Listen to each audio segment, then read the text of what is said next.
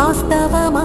ఇన్నాళ్ళ గాయాలు మాయమమ్మా, అచ్చంగా ఈ రోజు నాదేనమ్మా. కన్న ప్రాణాలు ఉల్లాస తోరణమాయనమ్మా. కంటి చెమ్మల్లోనూ నేడు సంతోష ఛాయలమ్మా.